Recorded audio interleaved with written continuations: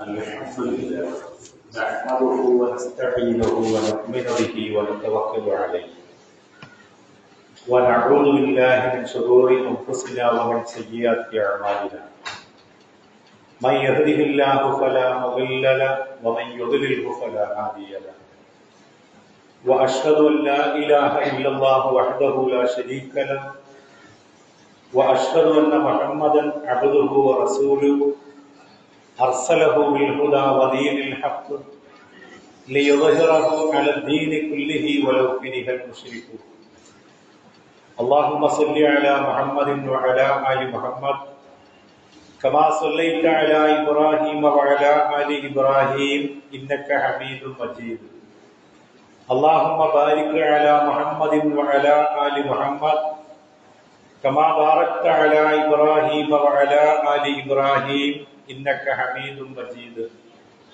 أما بعد فإن أصدق الكتاب كتاب الله وخير السنن سنن محمد صلى الله عليه وسلم وشر الأمور محدثاتها وكل محدثة بدعة وكل بدعة ضلالة يا أيها الذين آمنوا أوصيكم أولا بتقوى الله أعوذ بالله من الشيطان الرجيم بسم الله الرحمن الرحيم يا أيها الذين آمنوا أطيعوا الله وأطيعوا الرسول ولا تبطلوا أعمالكم അള്ളാഹുവിന്റെ അടിമകളായ സഹോദരങ്ങൾ, അള്ളാഹുവിന്റെ വിധിവിലക്കുകൾ അനുസരിച്ച് ജീവിക്കാൻ എന്നെയും നിങ്ങളെയും ആദ്യമേ ഉണർത്തുകയാണ്, ഉപദേശിക്കുകയാണ്. അപ്രകാരം ജീവിച്ചു മരിക്കാൻ അള്ളാഹു നമ്മെ അനുഗ്രഹിക്കുമാറാകട്ടെ. നബി സല്ലല്ലാഹു അലൈഹി വസല്ലമയുടെ ദൗത്യവും നിയോഗവും സംബന്ധിച്ചാണ് കഴിഞ്ഞ ആഴ്ച നമ്മൾ സംസാരിച്ചത്. പ്രവാചകൻ സല്ലല്ലാഹു അലൈഹി വസല്ലമയുടെ നിയോഗം മാനവരാശിയോടുള്ള അള്ളാഹുവിന്റെ കാരുണ്യമായും ജനങ്ങൾക്കിടയിലുള്ള ഭിന്നതകളിൽ ദൈവിക ഭാഗത്തു നിന്നുള്ള തീർപ്പായും പ്രവാചകനെ നിയോഗിക്കാതെ അവരുടെ നന്മതിന്മകളെ വിചാരണ ചെയ്ത് തിന്മകൾക്ക് ശിക്ഷ കൽപ്പിക്കാനുള്ളത് അള്ളാഹുവിന്റെ ദൈവിക നീതിയുടെ ഭാഗമല്ല എന്നതുമാണ് നമ്മൾ പറഞ്ഞു വച്ചത്. ഈ ആഴ്ച നമ്മൾ സംസാരിക്കാൻ ഉദ്ദേശിക്കുന്നത് പ്രവാചകനുമായി വിശ്വാസികൾക്കുണ്ടായിരിക്കേണ്ട ബന്ധത്തെ സംബന്ധിച്ചാണ്. ഇസ്ലാമിലെ എക്കാലത്തും ഇസ്ലാമിനെതിരിൽ ബാഹ്യശക്തികളുടെ എതിർപ്പും ആക്രമണങ്ങളും ഉണ്ടായിട്ടുണ്ട്. പ്രവാചകൻ സല്ലല്ലാഹു അലൈഹി വസല്ലമയുടെ കാലഘട്ടത്തിലും ഖുലഫാഉർ റാഷിദീങ്ങളുടെ കാലഘട്ടത്തിലും അത്തരത്തിലുള്ള എതിർപ്പുകൾ നമുക്ക് കാണാവുന്നതാണ്. എന്നാൽ അത്തരം ഘട്ടങ്ങളിൽ അധിക സന്ദർഭങ്ങളിലും വിജയം വിശ്വാസികൾക്കായിരുന്നു, മുസ്ലിങ്ങൾക്കായിരുന്നു. എന്നാൽ ഇസ്ലാമിനെ തകർക്കണമെങ്കിൽ അതിന്റെ ഏറ്റവും വലിയ എളുപ്പമായ മാർഗം ഇസ്ലാമിനകത്ത് നിന്നുകൊണ്ടായിരിക്കണം എന്നത് ശത്രുക്കൾ തിരിച്ചറിഞ്ഞിട്ടുള്ളൊരു തന്ത്രമാണ്. അക്കാര്യത്തിൽ ഏറെക്കുറെ വിജയിക്കാൻ അവർക്ക് സാധിച്ചിട്ടുണ്ട് എന്നുള്ളത് നമ്മൾ ചരിത്രത്തെ നിരീക്ഷിച്ചാൽ മനസ്സിലാക്കാവുന്ന സംഗതിയാണ്. ഒരു ബഹുമത സമൂഹത്തിലെ ആളുകൾ എന്ന നിലയിൽ ഇതര സമൂഹങ്ങളുമായിട്ടുള്ള നമ്മുടെ സഹവർത്തിത്വം, നമ്മുടെ കൂടിച്ചേരലുകൾ, അത്തരം സമുദായങ്ങളിലെ പല ആചാരങ്ങളെയും അനുഷ്ഠാനങ്ങളെയും ഒക്കെ നമ്മുടെ മതത്തിലേക്കും നമ്മുടെ ദൈനംദിന കാര്യങ്ങളിലേക്കുമൊക്കെ നമ്മൾ അറിയാതെ തന്നെ കടന്നു വരാൻ സാധ്യമായിട്ടുണ്ട്. അത്തരത്തിലുള്ള ചില സംഗതികളാണ് രാഹു കുളികനുമൊക്കെ.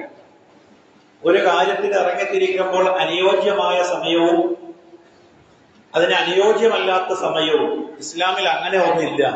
അള്ളാഹുവിന്റെ റസൂല് ഏതൊരു കാര്യത്തിനും ഇറങ്ങിപ്പുറപ്പെടാൻ നേരത്ത് പ്രവാചകൻ കൽപ്പിക്കല് സുബഹിക്ക് ശേഷം പ്രഭാതത്തിൽ പുറപ്പെടുക എന്നതാണ്. എന്റെ സമുദായത്തിന്റെ പ്രഭാതത്തിന് അള്ളാഹു അനുഗ്രഹം ചൊരിഞ്ഞിരിക്കുന്നു എന്ന് മറ്റൊരു ഹദീസിലൂടെ നമുക്ക് കാണാവുന്നതാണ്. പിന്നെ എങ്ങനെയാണ് ഇസ്ലാമിക കലണ്ടറിൽ പോലും നഹസ്സുകൾ കടന്നു വരുന്നത് നമ്മൾ ആലോചിക്കേണ്ടതാണ്. അതേപോലെ സ്ഥാനം കാണലും കൈനീട്ടവും ഒരു സംഗതിക്ക്, ഒരു വീടിനോ അല്ലെങ്കിൽ ഒരു സ്ഥാപനത്തിനോ അനുയോജ്യമായ സ്ഥലം എന്ന് പറയുന്നത് ശാസ്ത്രീയമായി കാറ്റും വെളിച്ചവും ഒക്കെ കടക്കുന്ന ശുദ്ധമായി ഏറെ സമ്പന്നമായിട്ടുള്ള സ്ഥലം ഏതാണോ അതാണ് അതിന് അനുയോജ്യമായിട്ടുള്ളത്. അതിനു പുറമെ അഭൗതികമായ വഴിയിലൂടെ ഈ സ്ഥലത്തിന് പ്രത്യേകമായ ചില അനുഗ്രഹങ്ങളുണ്ട് എന്ന് ധരിക്കുന്നത് ഇസ്ലാമിന്റെ പരിധിക്ക് അപ്പുറത്തുള്ളതാണ്. നമ്മളൊക്കെ വീട് പണിയുമ്പോൾ ഒരു സിവിൽ പഠിച്ച എഞ്ചിനീയറെ കൊണ്ടുവന്ന സ്ഥാനം കാണുന്നതിന് പകരം ഏതെങ്കിലും പണിക്കനെയോ ആശാനെയോ സിദ്ധനെയോ കൊണ്ടുവന്ന് അദ്ദേഹം ഒരു കുഴി കുഴിച്ച് അതിലൊരൽപ്പം വെള്ളം ഒഴിച്ച് 4 തുമ്പപ്പൂവൊക്കെ ഇട്ട് കഴിഞ്ഞാൽ അദ്ദേഹം പറയും ഇത് ഇന്നയിടത്താണ് നല്ലതെന്ന് പറഞ്ഞാൽ നമുക്കെല്ലാവർക്കും വലിയ തൃപ്തിയാണ്. ആ പറഞ്ഞ സംഗതി ഇസ്ലാമിന് അപ്പുറത്താണ് എന്ന് നമുക്ക് മനസ്സിലാക്കാൻ കഴിയേണ്ടതുണ്ട്. ഏറ്റവും പരിപാവനമായിട്ടുള്ള ഒരു ബന്ധമാണ് വിവാഹത്തിലൂടെ നടക്കുന്നത്. ആ വിവാഹത്തിൽ എത്രമാത്രം അക്രമങ്ങൾ അല്ലെങ്കിൽ അനാചാരങ്ങൾ ഈ സമുദായത്തിലേക്ക് കടന്നു വന്നിരിക്കുന്നു. അവിടെയാണ് നമ്മൾ കാണുന്ന താലികെട്ടലും മറ്റുമൊക്കെ കടന്നു വരുന്നത്. ഓരോ സ്ഥലങ്ങളിലും പഴയ കാലഘട്ടങ്ങളിൽ ധാരാളം മരങ്ങളും കാവുകളും ഒക്കെ ഉണ്ടാവുക സ്വാഭാവികമാണ്. അത്തരം കാവുകളും മരങ്ങളും ഒക്കെ തിങ്ങിപ്പാർക്കുന്നിടത്ത് എന്തെങ്കിലും ഒരു പാലയോ കുറ്റിയോ കണ്ടാൽ നമ്മുടെ പൂർവികരായ ആളുകൾ മനസ്സിലാക്കണം അതൊരു സർപ്പത്തിന്റെ കാവാണ് എന്ന് മനസ്സിലാക്കി വർഷത്തിലൊരിക്കൽ സർപ്പപൂജ നടത്തുന്ന ആളുകൾ ഈ സമുദായത്തിൽ ഉണ്ടായി. അതേപോലെ തന്നെ ആരെങ്കിലും മരിച്ചു കഴിഞ്ഞാൽ അടിയന്തരവും അതേപോലെ തന്നെ വർഷം തികഞ്ഞാൽ ആണ്ടുമൊക്കെ കഴിക്കുന്ന സമ്പ്രദായങ്ങളുണ്ടായി. നമ്മൾ ഇന്ന് സന്ധ്യാസമയങ്ങളിൽ ഈ മാസം നമ്മൾ ടൗണിലൂടെ യാത്ര ചെയ്താൽ നമ്മൾ അമ്പരന്നു പോകും. അള്ളാഹുവിനെ മാത്രം ആരാധിക്കുന്നതിന് വേണ്ടി ഉയർത്തപ്പെട്ട അള്ളാഹുവിന്റെ ഭവനങ്ങൾ പ്രത്യേകമായിട്ടുള്ള വർണ്ണശബളങ്ങളായിട്ടുള്ള ബൾബുകൾ കൊണ്ട് ലൈറ്റുകൾ കൊണ്ട് സജ്ജീകരിക്കപ്പെട്ടിരിക്കുകയാണ്. ഇത് എവിടെ നിന്ന് കടന്നു വന്നു എന്ന് ചോദിച്ചാൽ അതൊക്കെയും ഈ വച്ചുമാറലിലൂടെ കടന്നു വന്നിട്ടുള്ള ആചാരങ്ങളും അനുഷ്ഠാനങ്ങളും സമ്പ്രദായങ്ങളുമാണ്. ഇതിൽ നിന്നൊക്കെയും ഇസ്ലാം വളരെ വിഭിന്നമാണ്. നമ്മൾ കഴിഞ്ഞ ആഴ്ച പറയണ്ടായി, നാട്ടിലെ ദീനും ഏട്ടിലെ ദീനും തമ്മിൽ യാതൊരു ബന്ധവുമില്ല. ദീൻ പഠിക്കേണ്ടത് ഏടുകളിൽ നിന്നാണ്. അള്ളാഹുവിന്റെ കിതാബും പ്രവാചകന്റെ ചര്യയുമാണ് ലോകാവസാനം വരെ ഈ സമൂഹം വ്യതിചലിച്ചു പോകാതിരിക്കാൻ വേണ്ടി അള്ളാഹുവിന്റെ റസൂൽ സല്ലല്ലാഹു അലൈഹി വസല്ലമ അവശേഷിച്ചു പോയിട്ടുള്ള അള്ളാഹുവിന്റെ റസൂലിന്റെ തിരുശേഷിപ്പെന്ന് പറയുന്നത്. അതിനപ്പുറം ആരെങ്കിലും എന്തെങ്കിലും പ്രതീക്ഷിച്ചുകൊണ്ട് അതിനെ അനുധാവനം ചെയ്യുന്നുണ്ടോ എങ്കിൽ അത് ഇസ്ലാമിൽ നിന്നുള്ള കൃത്യമായ മാർഗഭ്രംശമാണ് എന്ന് മനസ്സിലാക്കാൻ നമുക്ക് സാധിക്കേണ്ടതുണ്ട്. ഇസ്ലാമിക സമൂഹത്തിൽ എവിടെ നിന്നാണ് സിദ്ധത ഉണ്ടായത് നമ്മൾ പരിശോധിച്ചു നോക്കുമ്പോൾ ഉസ്മാൻ റളിയല്ലാഹു അൻഹുവിന്റെ വധത്തിന് മുമ്പോ അതിന് തൊട്ട് ശേഷമോ ആണ് ഇത്രയും വലിയ വിഭാഗീയതകൾ ഈ സമൂഹത്തിൽ ഉണ്ടായി എന്ന് നമുക്ക് കാണാൻ കഴിയുന്നതാണ്. ആ കാലഘട്ടത്തിന്റെ പ്രത്യേകത എന്ന് പറഞ്ഞാൽ ഇസ്ലാം വേറെ വിസ്തൃതമായി എന്നതാണ്. ഒരുപാട് നാട്ടുരാജ്യങ്ങൾ ഇസ്ലാമിലേക്ക് കടന്നു വന്നൊരു സന്ദർഭമാണ്. ഒരുപാട് ആളുകൾ കടന്നു വരുമ്പോൾ ഇസ്ലാമിന്റെ അന്തസത്ത മനസ്സിലാക്കാൻ കഴിയാത്ത ആളുകൾ എമ്പാടും ഉണ്ടായി. ഖുർആൻ തന്നെ തെറ്റായി ഓതപ്പെടുന്ന സാഹചര്യങ്ങൾ ഉണ്ടായി. ഇസ്ലാമിന്റെ പാരമ്പര്യവും വിശ്വാസവും കൃത്യമായി മനസ്സിലാക്കുന്നിടത്ത് അത്തരം ആളുകൾക്ക് ഒരുപാട് അപാകതകൾ സംഭവിച്ചു പോയിട്ടുണ്ട് എന്നുള്ളതാണ്. മുസ്ലിങ്ങൾ അലി റളിയല്ലാഹു അൻഹുവിന്റെ കാലശേഷം ഷിയാക്കളും സുന്നികളുമായി ഓർമ്മിരിക്കുമ്പോൾ ആ ഷിയാക്കളിലൂടെ ഒരുപാട് ആചാര സമ്പ്രദായങ്ങൾ ഇസ്ലാമിലേക്ക് കടന്നു വരികയുണ്ടായി. അതിൽപ്പെട്ട ഒന്നാണ് ജയന്തിയും സമാധിയും എന്ന് പറയുന്നത്. ഏതെങ്കിലും ഒരു പുണ്യപുരുഷൻ ജനിച്ചാൽ ആ ജനിച്ച ദിവസത്തിന്റെ സവിശേഷത പ്രത്യേകമായി രേഖപ്പെടുത്തലും ആ ദിവസം പ്രത്യേകമായ ആചാരങ്ങളും അനുഷ്ഠാനങ്ങളുമായി കഴിഞ്ഞുകൂടുക. അതേപോലെ തന്നെ ഏതെങ്കിലും മരിച്ച ദിവസം പ്രത്യേകമായി കണക്കാക്കലും അന്ന് പ്രവാചകൻ പഠിപ്പിക്കാത്ത ഒരുപാട് അവദാനങ്ങളൊക്കെ വാഴ്ത്തലും പാടലും പുകഴ്ത്തലും ഒക്കെയായി കഴിഞ്ഞുകൂടുക. ഇതൊന്നും ഇസ്ലാമികമായ പ്രമാണങ്ങളിൽ നമുക്ക് കണ്ടെത്തുക സാധ്യമല്ല. പ്രവാചകൻ സല്ലല്ലാഹു അലൈഹി വസല്ലമ ജഅഫർ ബിൻ അബീ ത്വാലിബിന്റെ വീട്ടിലേക്ക് കടന്നു ചെല്ലുകയാണ്. മുഅത്ത യുദ്ധത്തിൽ അദ്ദേഹം മരണപ്പെട്ടിരിക്കുന്നു എന്നുള്ള വിവരം പ്രവാചകൻ അറിയിക്കപ്പെട്ടതിന്റെ അടിസ്ഥാനത്തിലാണ് പ്രവാചകൻ ചെല്ലുന്നത്. പറക്കമുറ്റാത്ത കുട്ടികളെ പ്രവാചകൻ എടുത്ത് തന്റെ രണ്ട് കൈകളിലും പ്രവാചകൻ എടുത്തു വയ്ക്കുന്നുണ്ട്. ജഅഫറിന്റെ സഹധർമ്മിണി തന്റെ ഭർത്താവ് വരുന്നതും പ്രതീക്ഷിച്ചുകൊണ്ട് അവർ കഴിയുകയാണ്. ഒരു യാദൃച്ഛികമായി പ്രവാചകൻ കടന്നു വന്നപ്പോൾ എന്തോ ഒരു അപായ സൂചന മനസ്സിലാക്കിയ അവർ പ്രവാചകന്റെ വരവിൽ അന്താളിച്ചു നിൽക്കുന്നുണ്ട്. പ്രവാചകൻ സല്ലല്ലാഹു അലൈഹി വസല്ലമ തന്റെ കൂടെയുള്ള സഹാബിമാരോട് പറഞ്ഞു, ജഅഫർ മരണപ്പെട്ടിരിക്കുന്നു, അള്ളാഹുവിന്റെ സവിധത്തിൽ ജഅഫർ പറന്നു കളിക്കുകയാണ് എന്ന് പ്രവാചകൻ അറിയിക്കുകയുണ്ടായി. ഇസ്നഉ ലിആലി ജഅഫറിൻ തുആം, ജഅഫറിന്റെ വീട്ടുകാർക്ക് വേണ്ടി നിങ്ങൾ ഭക്ഷണം ഉണ്ടാക്കണം എന്ന് പറഞ്ഞുകൊണ്ട് പ്രവാചകൻ അയൽവാസികളായ അദ്ദേഹത്തിന്റെ സഹോദരങ്ങളെ, കൂട്ടുകാരെ അവർക്ക് വേണ്ട ശുശ്രൂഷ ഏൽപ്പിക്കുകയാണ്.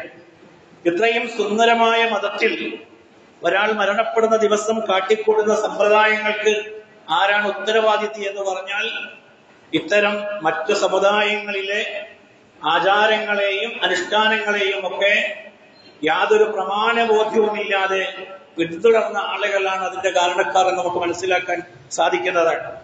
അതിൽപ്പെട്ട ഒന്നാണ് അഹ്ലു ബൈത്തിനോടുള്ള അഭിനിവേശം. പ്രവാചകൻ സല്ലല്ലാഹു അലൈഹി വസല്ലമയുടെ കുടുംബത്തോട് മുസ്ലിങ്ങൾക്ക് മാനസികമായ എടുപ്പവും ഇഷ്ടവും ഒക്കെ സ്വാഭാവികം. എന്നാൽ ആ ഒരു ഇഷ്ടത്തെ എവിടെ കൊണ്ടെത്തിച്ചു? പ്രവാചകന് ശേഷം ഈ സമുദായത്തിന്റെ നേതൃത്വം അലി ഇബ്നു അബീ ത്വാലിബിനാണ് ഉണ്ടാകേണ്ടിയിരുന്നത്. എന്നാൽ അലി ഇബ്നു അബീ ത്വാലിബിനെ വഞ്ചിച്ചുകൊണ്ട് അബൂബക്കർ റളിയല്ലാഹു അൻഹുവും ഉമറും ഉസ്മാനും ഒക്കെ അത് വഞ്ചിച്ചെടുക്കുകയായിരുന്നു എന്നിടത്തേക്ക് ഖിലാഫത്ത് റാഷിദയിലെ ആദ്യത്തെ 3 ആളുകളെ വഞ്ചകന്മാരായി ചിത്രീകരിക്കുന്ന ഷിയാക്കൾ അവർക്കെതിരിലായി ലഅനത്ത് ചൊല്ലുന്നത് കാണാവുന്നതാണ്. അത്തരം ഒരു തലതിരിഞ്ഞ ഒരു അവസ്ഥയിലേക്ക് ഇസ്ലാമിക ചരിത്രത്തെ തന്നെയും മാറ്റിമറിക്കുന്ന സമ്പ്രദായങ്ങൾ ഉണ്ടായി.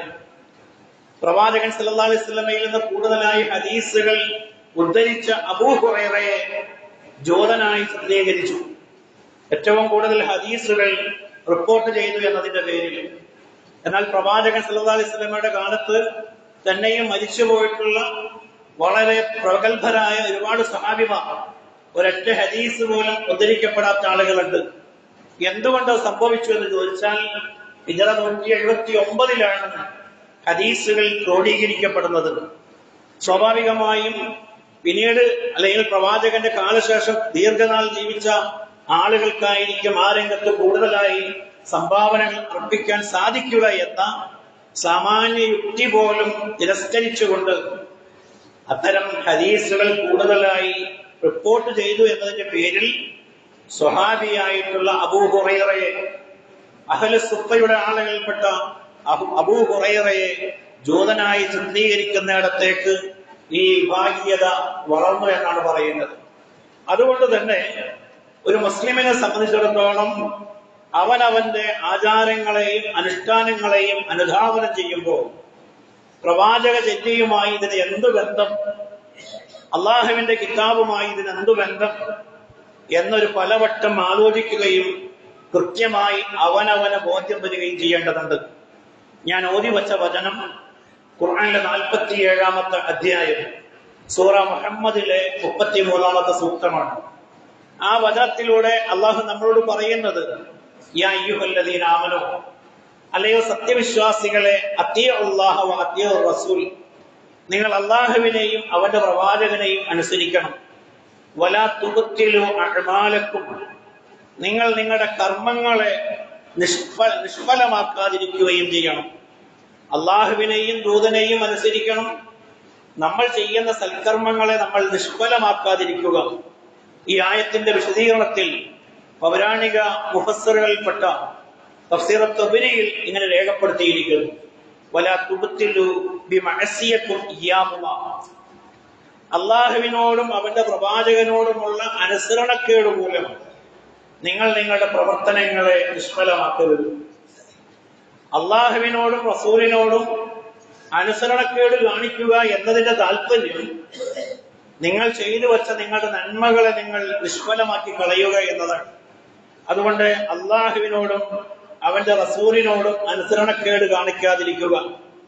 മറ്റൊരു റിവായത്തിൽ ഖതാദ റളിയല്ലാഹു അൻഹു ഉദ്ധരിക്കുകയാണ്, മൻ ഇസ്തതാഅ മിൻകും അല്ലാ യുബ്തില അമലൻ സ്വാലിഹൻ അമലുഹു ബിഅമലി സയ്യിഇൻ ഫൽയഫ്അൽ, നിങ്ങൾ ആർക്കെങ്കിലും ചെയ്ത ഒരു സൽക്കർമ്മത്തെ അത് നശിപ്പിക്കാതിരിക്കാൻ സാധിക്കുമെങ്കിൽ മോശമായ പ്രവർത്തനങ്ങളിലൂടെ അത് നശിപ്പിക്കാതിരിക്കുക. പ്രമാണയോഗ്യമല്ലാത്ത ഏതെങ്കിലും കെട്ടുകഥകളുടെ പിന്നാലെ, യാതൊരു അടിസ്ഥാനവുമില്ലാത്ത കാര്യങ്ങളുടെ പിന്നാലെ പാഞ്ഞുകൊണ്ട് ചെയ്തു കൂട്ടുന്ന സൽക്കർമ്മങ്ങളെ നിങ്ങൾ നശിപ്പിക്കാതിരിക്കുക. ആധുനിക തഫ്സീറുകളിൽ പ്രശസ്തനായ ഇമാം സഅദി ഈ ആയത്തിന്റെ വിശദീകരണത്തിൽ എഴുതി, യഅ്മുറു തആല ബിൽ മുഅ്മിനീൻ, വിശ്വാസികളോട് അല്ലാഹു കൽപ്പിക്കുകയാണ്, ബി അംറി ബിഹി തതുമ്മു ഉമൂറഹും, അവരുടെ കൽപ്പനകളുടെ പരിപൂർണതയ്ക്കായി, വതഹസ്സല സആദത്തുഹും ദീനിയ വദുനിയവിയ, ഇഹലോകത്തിലെയും പരലോകത്തിലെയും പ്രവർത്തനങ്ങളുടെ അല്ലെങ്കിൽ അതിന്റെ സൗഭാഗ്യത്തിനായി അല്ലാഹു കൽപ്പിക്കുന്നു. വഹുവ തആഅത്തുഹു വതആഅത്തു റസൂലുഹു, അല്ലാഹുവിനെയും അവന്റെ പ്രവാചകനെയും അനുസരിക്കുക എന്നത്, ഫീ ഉസൂലിദ്ദീനി വഫുറൂഇഹി, അത് ദീനിന്റെ അടിസ്ഥാനമാണ്, ദീനിന്റെ ശാഖാപരമായിട്ടുള്ള കാര്യങ്ങളുമാണ്. ആ രണ്ടു നിലക്കും അള്ളാഹുവിനെയും അവന്റെ പ്രവാചകനെയും അനുസരിക്കണം. അടിസ്ഥാനപരമായ കാര്യങ്ങളിലും അതിന്റെ ശാഖാപരമായിട്ടുള്ള എല്ലാ കാര്യങ്ങളിലും ഈ അനുസരണം ഉണ്ടാവുക എന്നതാണ്. എങ്ങനെയാണ് അനുസരിക്കേണ്ടത്? ഏതൊരു കാര്യത്തിലും അള്ളാഹുവിന്റെ കൽപ്പനകളെ പിന്തുണക്കുക അല്ലെങ്കിൽ അതിനെ അനുധാവനം ചെയ്യുക എന്നതാണ്. ഏതൊരു കാര്യത്തിലും പ്രവാചകൻ വിരോധിച്ചവയെ വെടിയുക എന്നതാണ്. പ്രവാചകന്റെ കൽപ്പനകളെ അനുധാവനം ചെയ്യുകയും പ്രവാചകൻ വിരോധിച്ച കാര്യങ്ങളിൽ നിന്ന് ഒഴിവായി നിൽക്കലുമാണ് അള്ളാഹുവിനെയും അവന്റെ പ്രവാചകനെയും അനുസരിക്കുക എന്നതിന്റെ താല്പര്യമായി ഈ തഫ്സീറുകളൊക്കെയും പറയുന്നത്. പ്രവാചകൻ സല്ലല്ലാഹു അലൈഹി വസല്ലം വളർത്തിയെടുത്ത സമൂഹത്തിൽ നമുക്കത് കൃത്യമായി പഠിക്കാവുന്നതാണ്. പ്രവാചകനെ അവർ ജീവനേക്കാളേറെ സ്നേഹിച്ചു. അതേപോലെ തന്നെ പ്രവാചകന്റെ കൽപ്പനയ്ക്ക് വിരുദ്ധമായ ചെറിയ കാര്യങ്ങളെ പോലും അവർ നഖശിതകാന്തം എതിർത്തിരുന്നതായി നമുക്ക് കാണാവുന്നതാണ്. ഖുറൈശികളുടെ പ്രമുഖനായ ഉർവത്ത് ബിൻ മസ്ഊദ് ഖുറൈശി പ്രമാണിമാരുടെ അടുക്കൽ ചെന്നുകൊണ്ട് നടത്തുന്ന ഒരു പ്രസ്താവനയുണ്ട്. ഇമാം സുന്ന അഹ്മദ് ബിൻ ഹംബൽ രേഖപ്പെടുത്തിയത് ഇങ്ങനെയാണ്: യാ മഅ്ശറൽ ഖുറൈശ്, അല്ലയോ ഖുറൈശി സമൂഹമേ, പ്രമാണിമാരെ, ഇന്നി ജിഅ്തു കിസ്റ ഫി മുൽക്കി, കിസ്റയെ അദ്ദേഹത്തിന്റെ രാജ്യകാലത്ത് ഞാൻ സന്ദർശിച്ചിട്ടുണ്ട്. വജിഅ്തു കൈസറ വൻ നജാശിയ ഫി മുൽക്കിഹ, അതേപോലെ നജാഷിയുടെയും കൈസറിന്റെയും ഒക്കെ കാലഘട്ടങ്ങളിൽ അത്തരം രാജ്യസദസ്സുകൾ ഞാൻ സന്ദർശിച്ചിട്ടുണ്ട്. വല്ലാഹു മാ റഅയ്തു മലിക്കൻ ഖത്ത്, ഒരു രാജാവിനെയും ഒരിക്കലും ഞാൻ കണ്ടിട്ടില്ല. മിസ്ല മുഹമ്മദിൻ ഫീ അസ്ഹാബിഹി, മുഹമ്മദിന്റെ അതിന്റെ അനുയായികൾ, അദ്ദേഹത്തിന്റെ അനുയായികൾ സ്നേഹിക്കുന്നത് പോലെ ഒരാളെയും ഞാൻ കണ്ടിട്ടില്ല. വലഖദ് റഅയ്തു ഖൗമൻ ലാ യുസ്ലിമൂന ലിശൈഇൻ അബദ, ഒരു കാലഘട്ടത്തിലും ആ സമൂഹം അദ്ദേഹത്തെ കൈവഴിയുമെന്ന് ഞാൻ വിചാരിക്കുന്നില്ല. ഏത് ഘട്ടത്തിലും അദ്ദേഹത്തോട് ഏറ്റവും കൂറു പുലർത്തുന്നവരായി ആ സമൂഹത്തെ കണ്ടുകൊണ്ടാണ് ഞാൻ വരുന്നത് എന്ന് ഉർവത്ത് ബിൻ മസ്ഊദ് ഖുറൈശി പ്രമുഖന്മാരോട് പറഞ്ഞതായി കാണുകയാണ്. പ്രവാചകനോടുള്ള മാനസികമായിട്ടുള്ള പ്രവാചകനോടുള്ളവരുടെ കൂറിനെ കൃത്യമായി ഇസ്ലാമിന്റെ വൈരിയായ ഉർവ രേഖപ്പെടുത്തിയത് അങ്ങനെയാണ്. അള്ളാഹുവിന്റെ കിതാബിലൂടെ പറഞ്ഞു, അന്നബിയു ഔലാ ബിൽ മുഅ്മിനീൻ, പ്രവാചകൻ അവർക്ക് അവരെക്കാൾ പ്രിയങ്കരനായ ആളാണ്. മിൻ അൻഫുസിഹിം, തങ്ങളുടെ ശരീരങ്ങളെക്കാൾ. വ അസ്വാജുഹു, അദ്ദേഹത്തിന്റെ സഹധർമ്മിണിമാരാകട്ടെ, ഉമ്മഹാത്തുഹു, അവരുടെ മാതാക്കൾക്ക് സമാനവുമാണ്. അത്രയും വലിയൊരു ബന്ധം അള്ളാഹു അവന്റെ കിതാബിലൂടെ രേഖപ്പെടുത്തുകയാണ്. ജീവൻ പണയപ്പെടുത്തേണ്ട ഘട്ടത്തിൽ പോലും സ്വന്തം ജീവനെ തൃണവൽക്കരിച്ചുകൊണ്ട് പ്രവാചക ജീവനെ രക്ഷപ്പെടുത്താൻ വേണ്ടി തങ്ങളുടെ ജീവൻ ബലിയർപ്പിച്ചവർ എത്രയാണ്. ഉഹദിലും ഹന്തക്കിലുമൊക്കെ ആ ചരിത്രത്തിന്റെ തങ്കലിപികളാൽ രേഖപ്പെടുത്തിയ സംഭവങ്ങൾ നമുക്ക് വായിച്ചെടുക്കാവുന്നതാണ്. തൽഹത്ത് ബിൻ ഉബൈദില്ലയെ അബൂബക്കർ സിദ്ദീഖ് റളിയല്ലാഹു അൻഹു രേഖപ്പെടുത്തുന്നുണ്ട്. ഹുദൈബിയ യുദ്ധത്തിൽ പ്രവാചകൻ സല്ലല്ലാഹു അലൈഹി വസല്ലമയുടെ പക്കൽ നിന്ന് വിശ്വാസികളായ ആളുകൾ ഛിദ്രമായി പരസ്പരം ഛിന്ന ഭിന്നമായി പോയ ഒരു യുദ്ധ സാഹചര്യത്തിൽ പ്രവാചകനോടൊപ്പം അടർക്കുളത്തിൽ ഉറച്ചു നിന്ന കുറച്ചുപേരിൽ പ്രമുഖനായിരുന്നു തൽഹത്ത് ബിൻ ഉബൈദില്ല റളിയല്ലാഹു അൻഹു. അദ്ദേഹം പറഞ്ഞ ചില വാക്കുകളുണ്ട്: അല്ലാഹുവിന്റെ റസൂലേ, അങ്ങയുടെ ശിരസിന് പകരം എന്റെ ശിരസിതാണ്, അങ്ങയുടെ നെഞ്ചിന് പകരം എന്റെ നെഞ്ചിതാണ്. അല്ലാഹുവിന്റെ റസൂലേ, അങ്ങയുടെ ശരീരത്തിന് പകരമാണ് എന്റെ ശരീരം എന്ന്. ആ പ്രസ്താവനകൾ കേട്ട അബൂബക്കർ പറയുന്നുണ്ട്, ലാലിക കുല്ലുഹു യൗമ തൽഹ, ആ ദിവസം മുഴുവൻ തൽഹയുടേതായിരുന്നു. ജീവിതം കൊണ്ട് തന്റെ പ്രവാചകനോടുള്ള സ്നേഹം കൃത്യമായി രേഖപ്പെടുത്തുകയാണ്. അതേ സ്നേഹം കാഴ്ചവെച്ച ആളുകൾ പ്രവാചകന്റെ സുന്നത്തുകളെ അനുധാവനം ചെയ്യുന്നതിൽ, പ്രവാചകന്റെ ചര്യകൾ ജീവിതത്തിൽ സ്വീകരിക്കുന്നതിൽ എന്തെങ്കിലും ഒരു അപാകതകൾ കാണുന്നിടത്ത്, അതിലൊരു പോരായ്മകൾ കാണുന്നിടത്ത് കൃത്യമായി അവർ ഇടപെട്ടിരുന്നതായി നമുക്ക് കാണാവുന്നതാണ്. മുത്തബഅ സുന്ന എന്ന പേരിൽ അറിയപ്പെടുന്ന വിശ്വതനായ സഹാബിയാണ് അബ്ദുല്ലാഹി ഇബ്നു ഉമർ റളിയല്ലാഹു അൻഹു. പ്രവാചകന്റെ ചര്യകളെ കൃത്യമായി അനുധാവനം ചെയ്യുകയും അത് തന്റെ ജീവിതത്തിന്റെ ഒരു ഫേവറേറ്റായി കൊണ്ടു നടക്കുകയും ചെയ്തിട്ടുള്ള പ്രമുഖനായ സഹാബി വര്യനാണ്. അദ്ദേഹത്തിന്റെ സന്നിധിയിൽ ഒരാൾ വന്ന് തുമ്മിയ ശേഷം അൽഹംദുലില്ലാ എന്ന് പറഞ്ഞതിനൊപ്പം തന്നെ വസ്സലാമു അലാ റസൂലില്ലാ, അള്ളാഹുവിന്റെ റസൂലിന്റെ മേൽ അള്ളാഹുവിന്റെ രക്ഷയുണ്ടാകട്ടെ എന്നൊരു സലാം കൂടി അങ്ങ് പാസാക്കുകയാണ്. അത് കേട്ട് അദ്ദേഹം പറയാണ്, വലൈസ ഹക്കദ അല്ലമന റസൂലുള്ളാഹി സ്വല്ലല്ലാഹു അലൈഹി വസല്ലം, അള്ളാഹുവിന്റെ റസൂല് ഞങ്ങളെ ഇപ്രകാരം പഠിപ്പിച്ചിട്ടില്ല.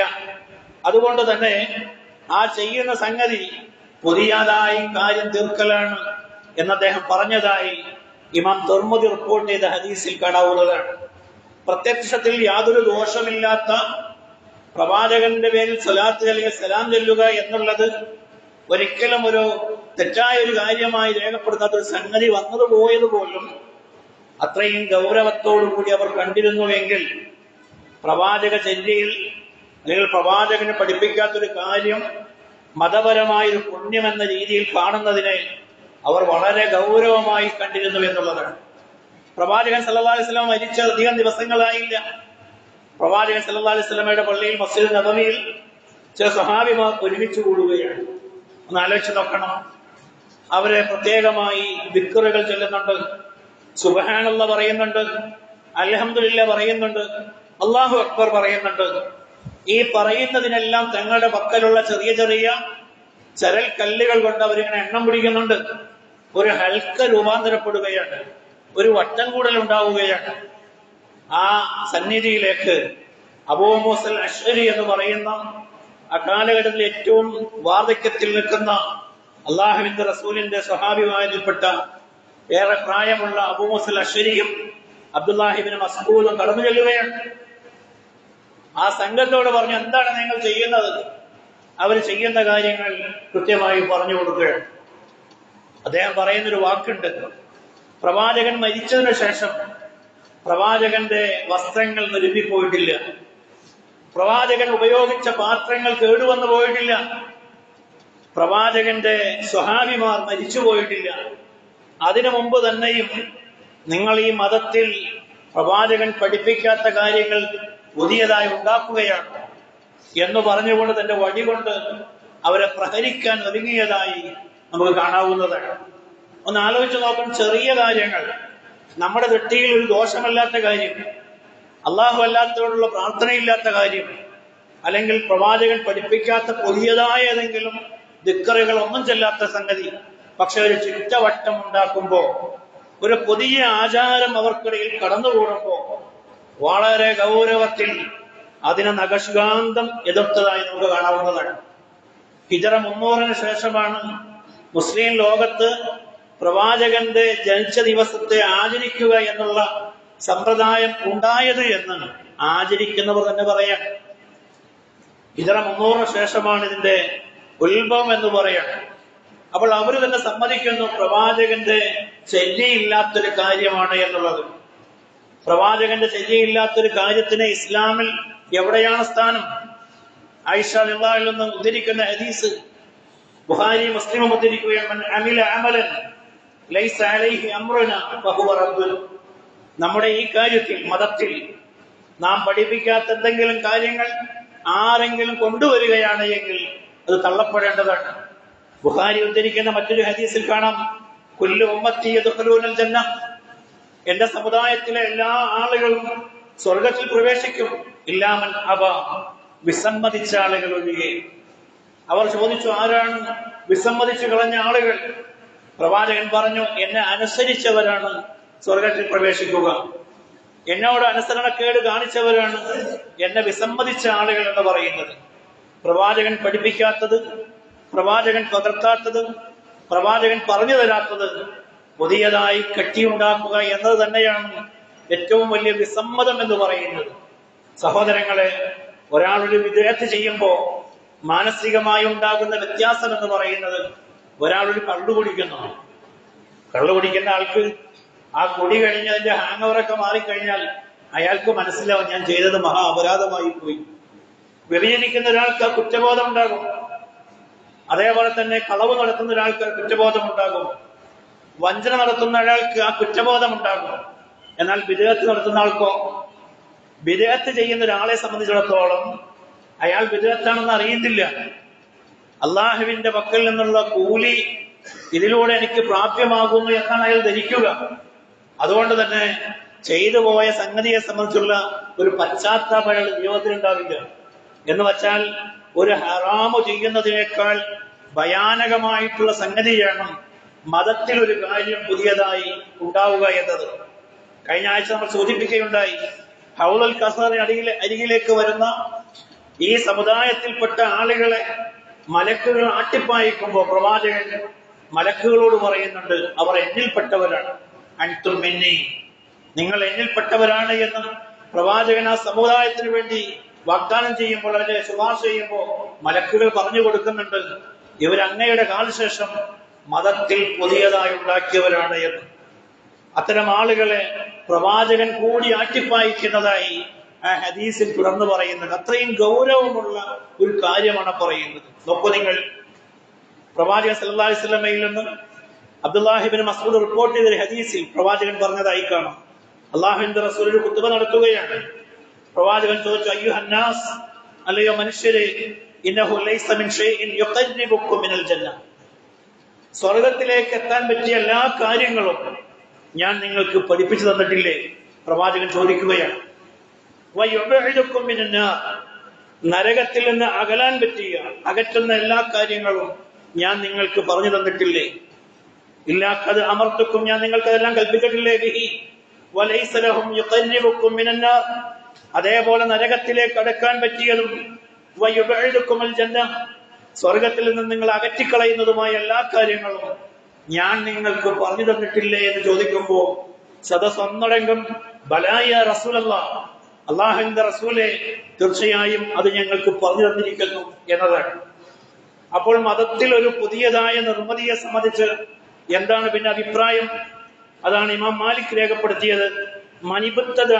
ഇസ്ലാം ബിദ്അത്തൻ, ആരെങ്കിലും ഇസ്ലാമിൽ ഒരു ബിദ്അത്തായ കാര്യം ഉണ്ടാക്കിയാൽ, യറാഹ ഹസനത്തൻ, അത് നല്ലതാണ് എന്ന് വിചാരിക്കുകയും ചെയ്താൽ, ഫഖദ് സഅമ അന്ന മുഹമ്മദൻ ഖാന റിസാല, അല്ലാഹുവിന്റെ റസൂൽ സല്ലല്ലാഹു അലൈഹി വസല്ലമ പ്രവാചകനെ ഏൽപ്പിച്ച റിസാലത്തിൽ വഞ്ചന കാണിച്ചു എന്നാണ് അയാൾ പ്രഖ്യാപിക്കുന്നത്.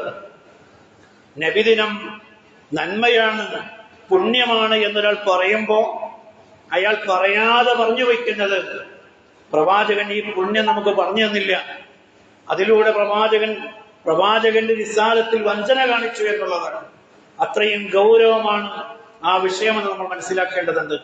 അതുകൊണ്ട് തന്നെ മതപരമായി നമുക്ക് പ്രവാചകനോടുള്ള ബാധ്യത എന്ന് പറയുന്നത്, പ്രവാചകന്റെ അപദാനങ്ങളെ വാഴ്ത്തുന്നതിനേക്കാൾ ഉപരിയായി പ്രവാചകൻ കൊണ്ടുവന്ന മതത്തെ കൃത്യമായി പിൻപറ്റുകയും പ്രവാചകന്റെ ചര്യകളെ കൃത്യമായി അനുധാവനം ചെയ്യുക എന്നതാണ്. ആ രീതിയിലാണ് പ്രവാചകനോടുള്ള കടമയും കടപ്പാടും നമ്മൾ രേഖപ്പെടുത്തേണ്ടത്. അത്തരം രീതിയിൽ അള്ളാഹുവിന്റെ റസൂലിനോടും അള്ളാഹുവിനോടുമുള്ള ബാധ്യതകൾ നിർവഹിക്കുന്ന നല്ല വിശ്വാസികളിൽ, വിശ്വാസിനികളിൽ അള്ളാഹു എന്നെയും നിങ്ങളെയും ഉൾപ്പെടുത്തി അനുഗ്രഹിക്കുമാറാകട്ടെ. അസ്തഗ്ഫിറുല്ലാഹ ലീ വലക്കും വലിജമീഇൽ മുസ്ലിമീന അസ്തഗ്ഫിറൂഹു ഫഇന്നഹു ഹുവൽ ഗഫൂറുർ റഹീം.